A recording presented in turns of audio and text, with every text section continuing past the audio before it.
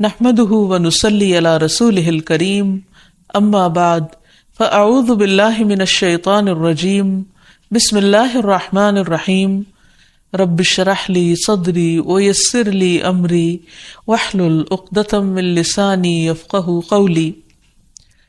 السلام علیکم ورحمۃ اللہ وبرکاتہ۔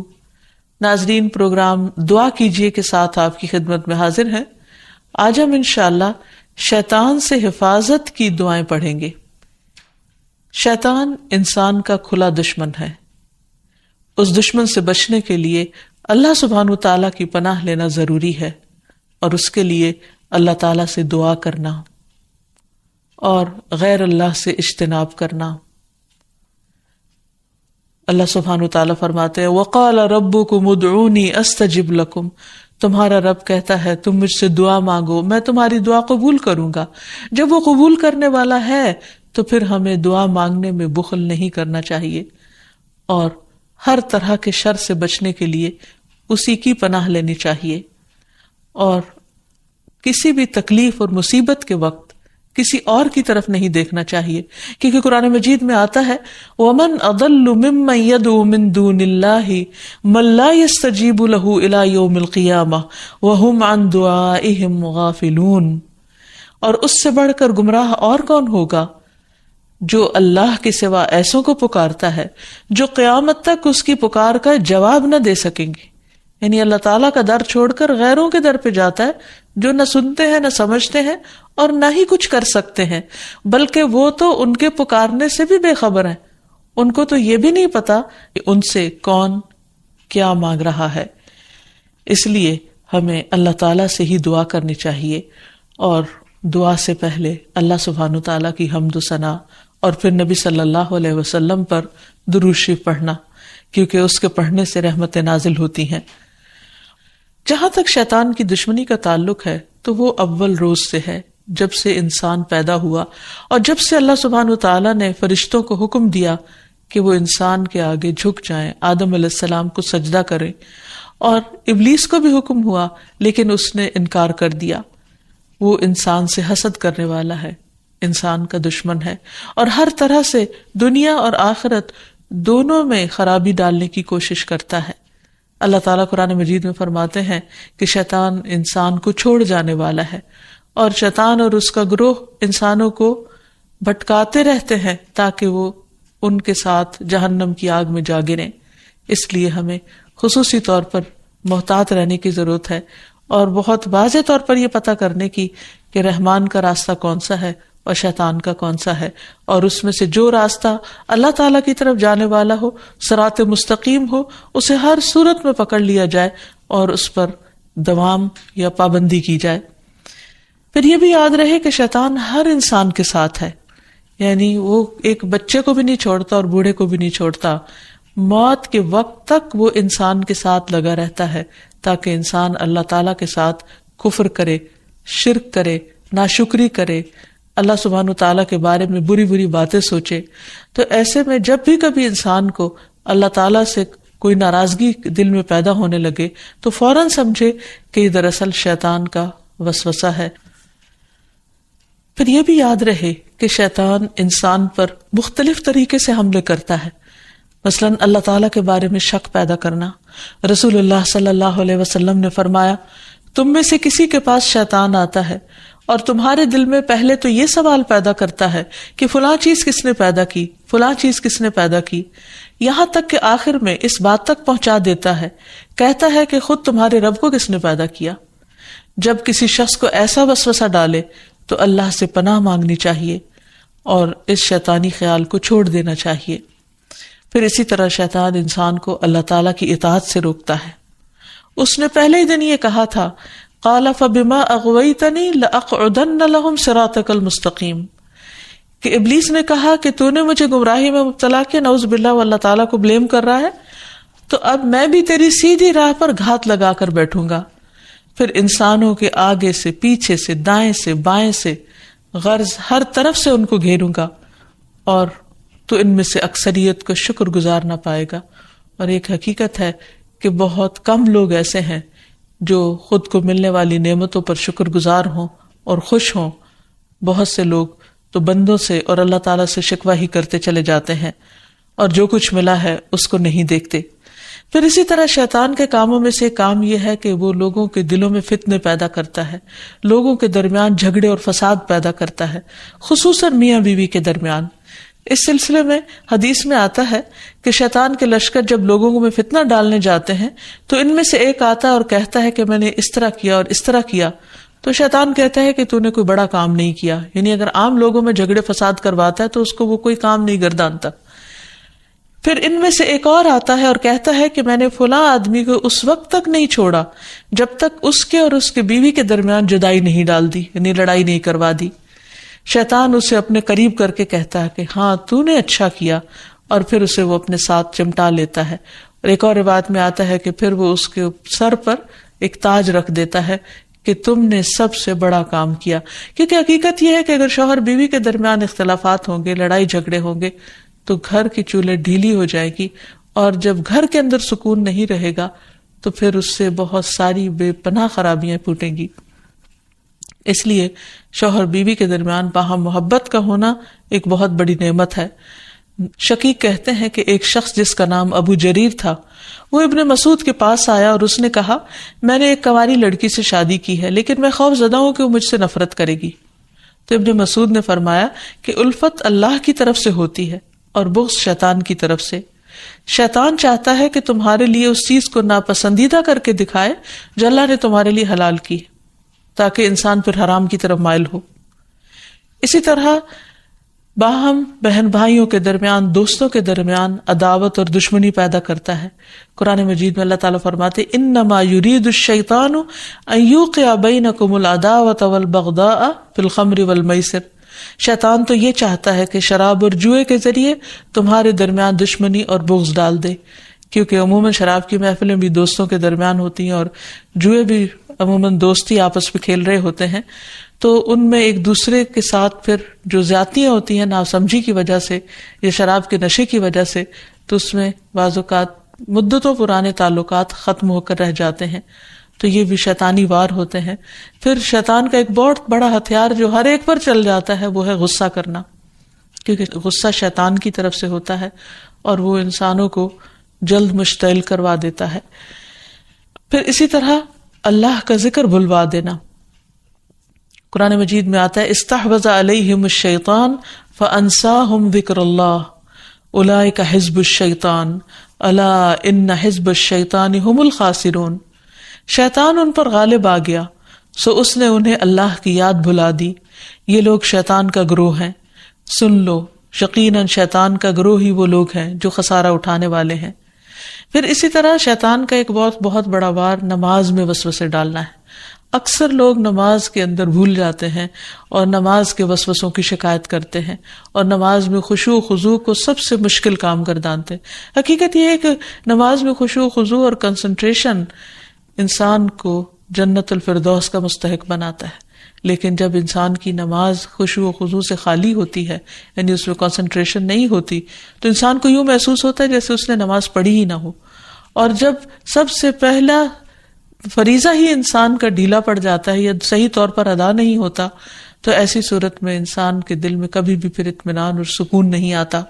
تو بہرحال رسول اللہ صلی اللہ علیہ وسلم نے فرمایا کہ جب نماز کے لیے اذان دی جاتی ہے تو شیطان ہوا خارج کرتا ہے اور بڑی تیزی کے ساتھ پیٹ موڑ کر بھاگتا ہے تاکہ اذان کی آواز نہ سن سکے، اور جب اذان ختم ہو جاتی ہے تو پھر واپس آ جاتا ہے، لیکن جو ہی تکبیر شروع ہوتی ہے پھر پیٹ موڑ کر بھاگ جاتا ہے۔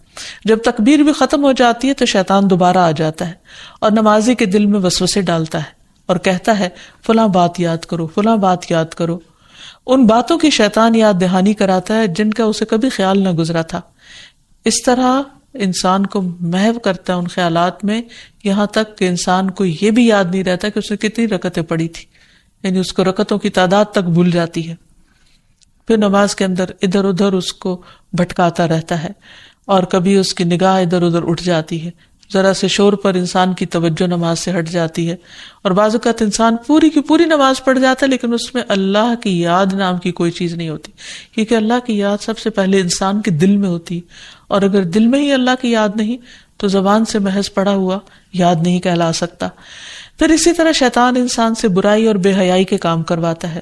قرآن مجید میں اللہ تعالیٰ فرماتے ہیں کہ انما یأمرکم بالسوء والفحشاء وان تقولوا علی اللہ ما لا تعلمون، کہ وہ تمہارا کھلا دشمن ہے، وہ تمہیں برائی اور بے حیائی کا حکم دے گا، نیز اس بات کا کہ تم اللہ کے ذمے ایسی باتیں لگا دو جن کا تمہیں خود علم نہیں. یعنی ایسی باتیں اللہ تعالیٰ کے بارے میں کہو جو لا علمی پر مبنی ہو. بہت سے لوگ اللہ کے بارے میں یا اللہ تعالیٰ کے احکامات کے بارے میں جھگڑتے ہیں بغیر یہ جانے کہ اللہ تعالیٰ نے کسی بات کا حکم کیوں دیا ہے. پھر اسی طرح شیطان کا ایک حربہ ہے انسان کا لباس اتروانا، کیونکہ جنت کا لباس اتروایا تھا آدم اور حوا سے شیطان نے ان کو بہکا کر، اور دنیا میں بھی وہ یہی چاہتا ہے کہ انسان بے حیائی اور فحاشی کی طرف مائل ہو. پھر اسی طرح انسان کے برے اعمال کو شیطان مزین کرتا ہے. جب انسان کو غلط کام کرتا ہے اور اس پر اس کو شرمندگی نہیں ہوتی، اس پر اس کو کوئی ریگریٹس نہیں ہوتے، تو یہ دراصل شیطان کا حربہ ہوتا ہے جو اس پر چل چکا ہوتا ہے.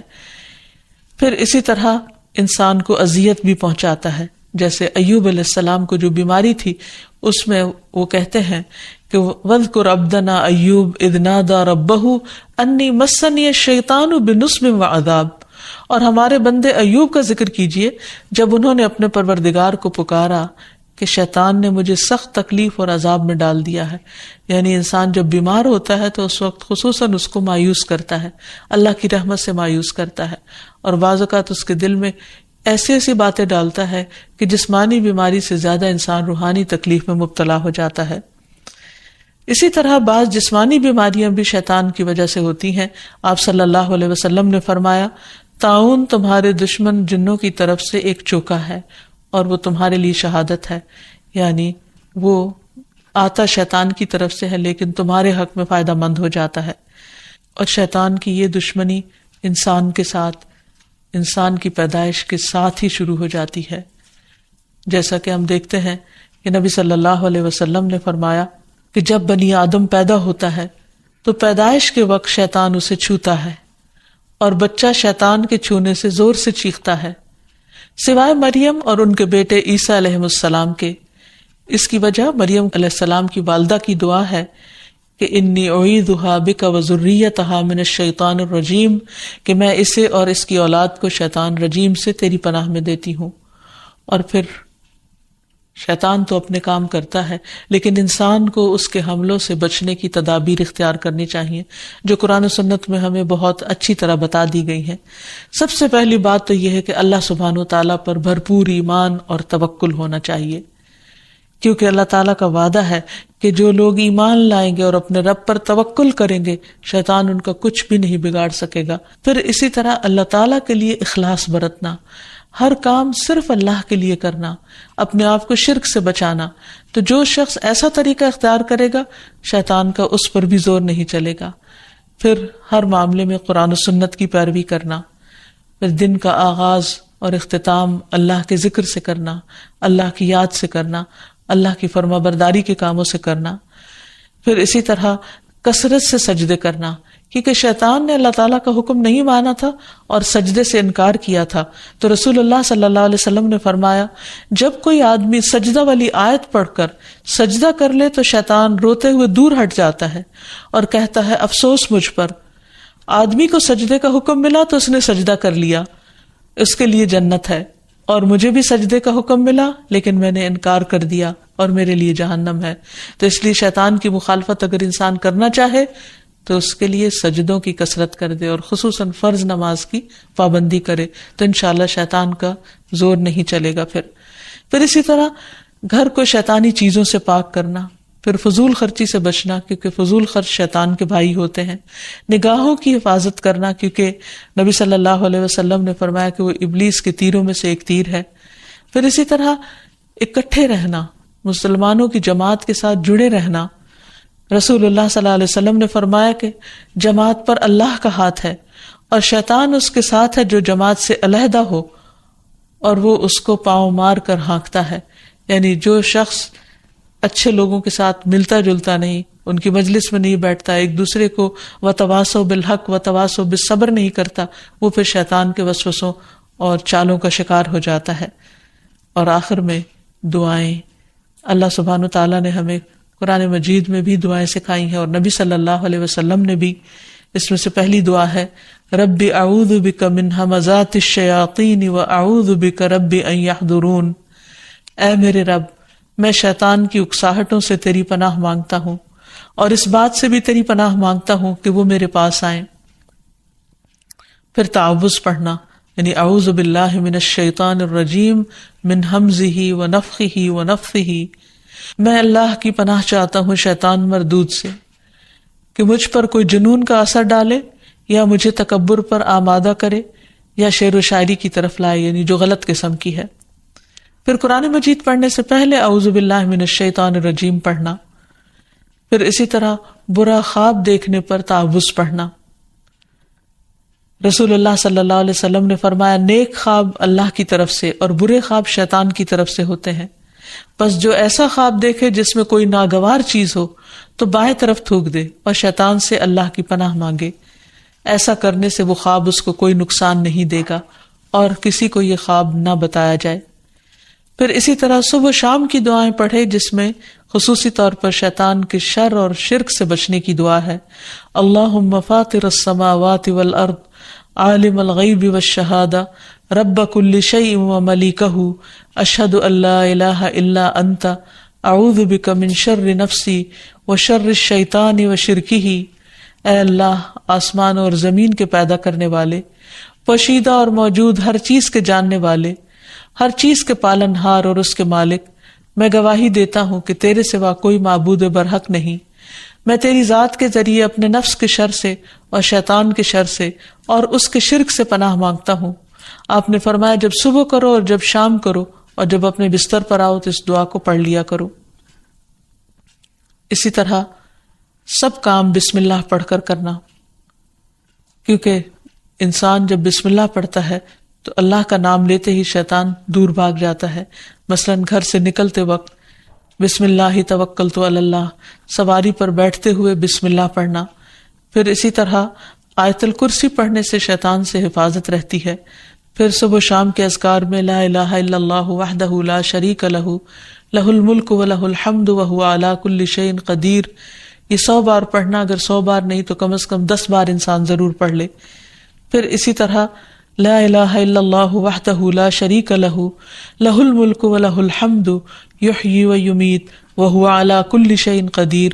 جو شخص مغرب کے بعد 10 بار پڑھے گا اللہ تعالیٰ اس کی حفاظت کے لیے اسلحہ بردار فرشتے مقرر کر دیں گے جو اس کی صبح تک شیطان سے حفاظت کریں گے.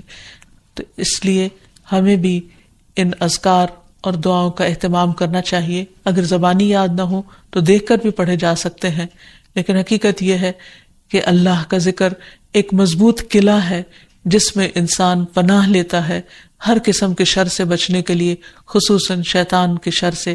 تو اللہ تعالی ہم سب کو اس سے محفوظ رکھے. وآخر دعوانا ان الحمد للہ رب العالمین.